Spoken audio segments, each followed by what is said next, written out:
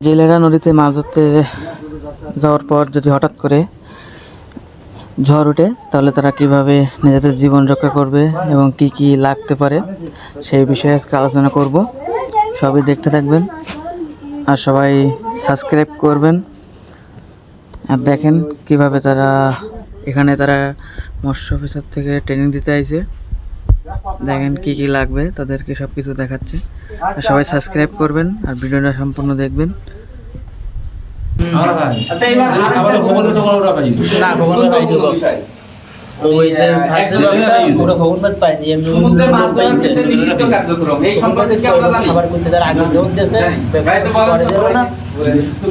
আমাদের ডলফিন মারা নিষেধ, তারপরে শাপলা কামড়, তারপরে নিষেধ, তারপরে শোষ মারা নিষেধ, কাটা, তারপরে ওই যে শাপলা পাতা মাছ, তারপরে পশ্চিম কাটা, এসবগুলো মারা আমাদের নিষেধ।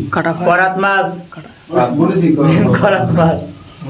এই যে ভাই যেগুলো বললো, ভাই আরো কি অ্যাড করলো, এগুলো সবকিছু আমাদের হলো বিলুপ্ত প্রায় প্রাণী। মানে এই জিনিসগুলো সমুদ্রে শেষ হয়ে যাচ্ছে। কারণ একটা পরিবেশের কোনো কিছুই, এই প্রকৃতির কোনো কিছুই প্রকৃতির জন্য খারাপ না, ওইটা এই প্রকৃতির ভারসাম্য বজায় রাখে।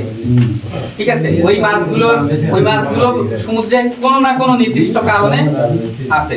সেই জিনিসগুলো যখন একদমই শেষ হয়ে যাবে তখন অন্য একটা জিনিস, যে ওই জিনিসটা যখন ধ্বংস করতে পারে, মানে নিয়ন্ত্রণ করতে সমুদ্রের পরিবেশটাকে, সেটা বাইরে যাবে। ঠিক আছে, হ্যাঁ, এই যে এখানে দেখেন কিছু কথা আছে, আমি একটু বলি, আপনারা শুধু মিলাই না। নির্ধারিত কম মাপের সার বিশিষ্ট জাল দ্বারা মৎস্য আহরণ, এটা কি আমরা করি? এটা তো সরকারি একটা আইন আছে, তাই না?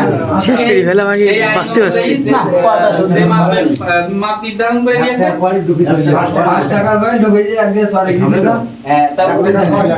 এটা হলো নির্ধারিত পদ্ধতিতে কম মাপের সারযুক্ত জাল দিয়ে মৎস্য আহরণ করা নিষিদ্ধ। ঠিক আছে, বিস্ফোরক, বিষ বা প্রাণ সংহারী পদার্থ দ্বারা মৎস্য আহরণ। বিস্ফোরক আছে না,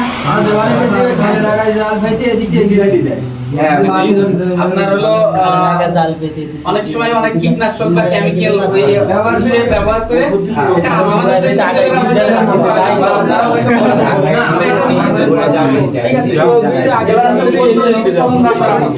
আমরা কি করি মনে হয় না করা হয়। আমাদের জেলেরা আধুনিক হয়ে গেছে,